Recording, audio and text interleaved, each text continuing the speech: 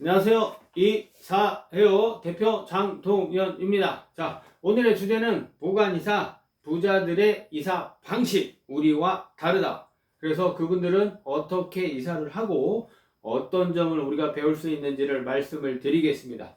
자, 오늘 내용 가장 중요한 거는 바로 3번이에요. 시간이 없으시다면 3번 내용은 꼭 봐주셨으면 좋겠습니다. 자, 남들도 과연 나와 보관이사를 똑같은 방식으로 진행을 하는가? 이렇게 여쭤보신다면 제 대답은 전혀 그렇지 않다입니다. 자, 부자 고객님들의 경우는 우리가 이사하는 방식과 전혀 다른 방식으로 진행을 하셔요. 그분들은 이사와 보관을 전혀 다르게 나누어서 진행을 하시는 경우가 다반사입니다.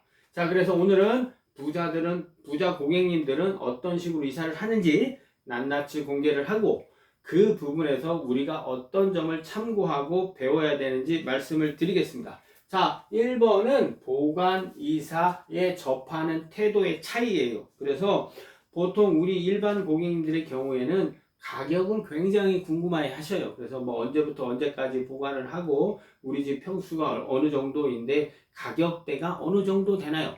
우선 가격에 포커스가 맞춰져 있어요. 근데 부자 고객님들의 경우에는 절대로 그렇지 않고 보관 창고가 어디인지, 온도와 습도 조절은 되는지, CCTV는 되는지, 키카드로 출입이 되는 곳인지, 뭐 화재나 누수나 기타 다른 보험 안전사고가 일어났을 때 보험 처리가 되는지 등에 굉장히 포커스가 맞춰 있습니다. 그래서 우리 일반 고객님들은 돈에 관심이 있으신 거고, 우리 부자 고객님들 같은 경우에는 안전에 관심이 포커스가 맞춰져 있다고 보시면 됩니다. 그런데 제가 아는 한 우리나라 이삿짐 센터에서 아주 일부가 가입되어 있는 이사 보험으로는 보관 이사는 손해배상 처리가 불가능합니다. 정상적인 방법으로는 불가능해요.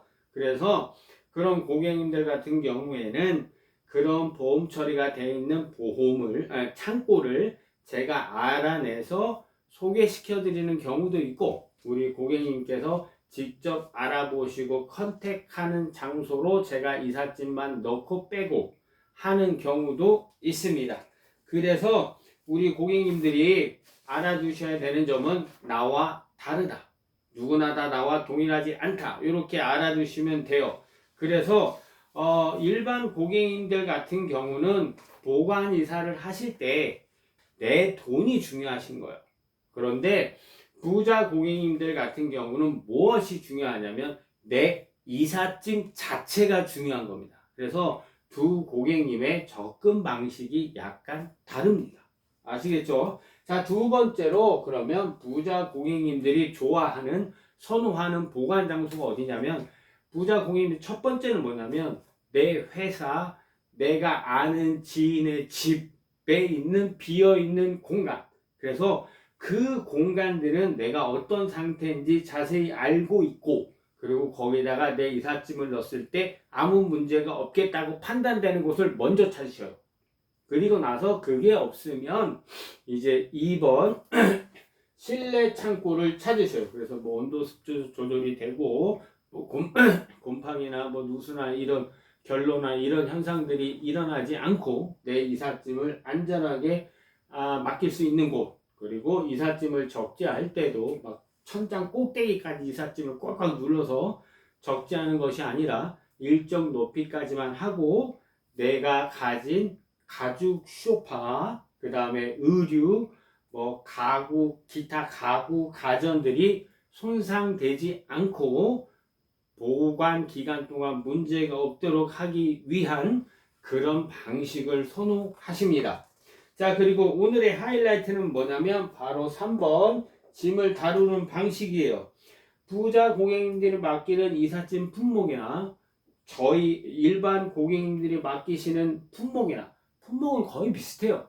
근데 뭐냐면 단지 그 품목별 가격 차이가 조금 차이가 납니다.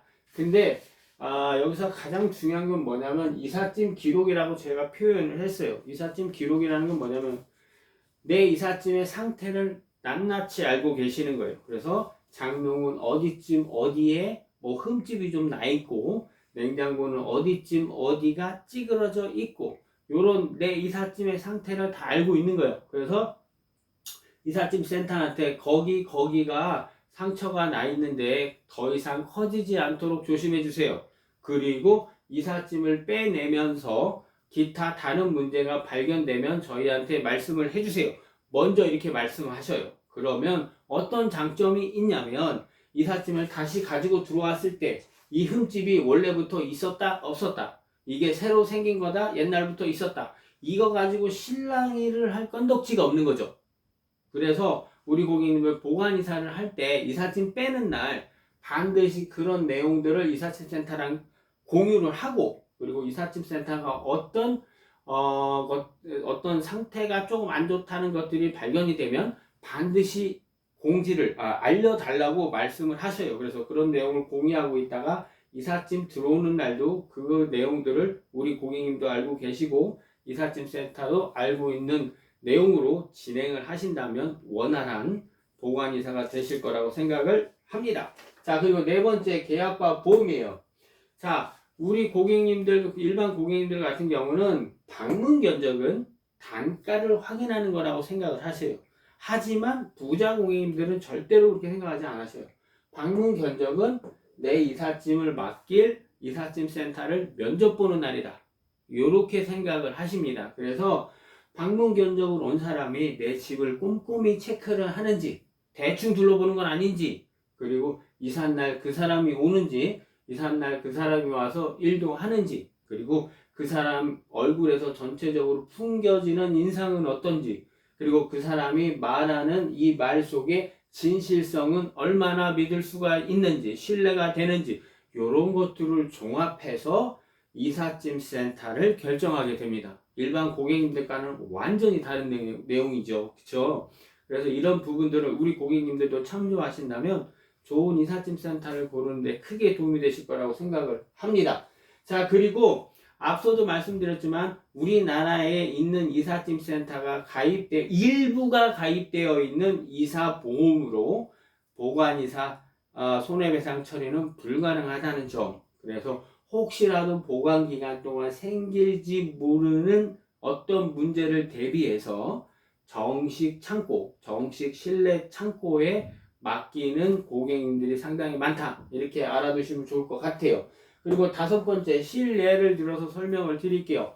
뭐 해외로 출장을 가시거나 주재원으로 가시거나 하시는 분들이 보통 뭐 짧으면 2년, 길면 뭐 한 4년 정도까지 제가 보관이삿짐은 실내 창고에 보관을 해봤었습니다. 그리고 나서 물건을 빼서 다시 우리 고객님 댁에 가져갔을 때 먼지가 약간 쌓인 정도, 그리고 이삿짐에 어떤 문제점도 발견되지 않은 정도로 이삿짐 보관 상태가 아주 좋았던 걸로 기억을 합니다.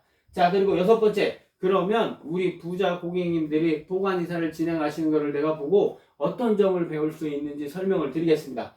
자, 일단 첫 번째로 보관 환경. 내 이삿짐을 나는 어떤 보관 환경에 맡기고 싶은가, 이걸 먼저 결정을 하셔야죠. 그리고 그 기준점이 컨테이너 창고냐, 실내 창고냐, 아니면 그 사이에 있는 준 실내 창고냐, 요 정도는 구분하실 수 있으셔야 돼요. 자, 그리고 두 번째는 뭐냐면 이삿짐 상태 기록. 아까 별표 하나 했죠. 그래서 내 이삿짐이 어디가 파손되어 있는 게 보인다면 이삿짐 센터한테 얘기를 하셔서 나한테도 얘기를 해줘라. 그래서 그 내용을 서로 공유하고 이삿짐이 들어오는 날 그런 부분으로 실랑이 하지 않는 게 좋습니다. 자, 그리고 세 번째는 뭐냐면 정확한 보험의 처리 방식, 그리고 보장 한도, 이런 것들을 확실히 알아두시는 게 좋아요. 왜 그러냐면 앞서도 말씀드렸지만 우리나라에 있는 이삿짐 센터에 극히 일부가 가입한 이사보험으로도 보관이사는 손해배상 처리가 불가능합니다. 정식으로 불가능합니다. 그렇지만 가능한 방법이 있기는 해요. 그래서 우리 고객님들 그런 부분 알아두시고, 그 다음에 이제 보관 기간 동안이라도 문제가 생기지 않고 안심하게 맡기기 위해서는 반드시 그런 규정을 알아두시는 게 좋습니다. 자, 그러면 우리 일반 고객님들 이렇게 막 복잡하고 힘들게 보관이사 준비를 하고 이게 힘들게 진행을 해야 되느냐? 그거는 아니죠. 그거는 아니죠. 하지만 이들의 진행 방식을 참조해서 내가 배울 수 있는 이 세 가지 정도는 참조하셔서 이사 진행하시는데 도움될 수 있다는 점은 확실합니다. 그래서 참조하시고 좋은 보관이사 날 되셨으면 좋겠습니다. 시청해 주셔서 감사합니다. 고맙습니다.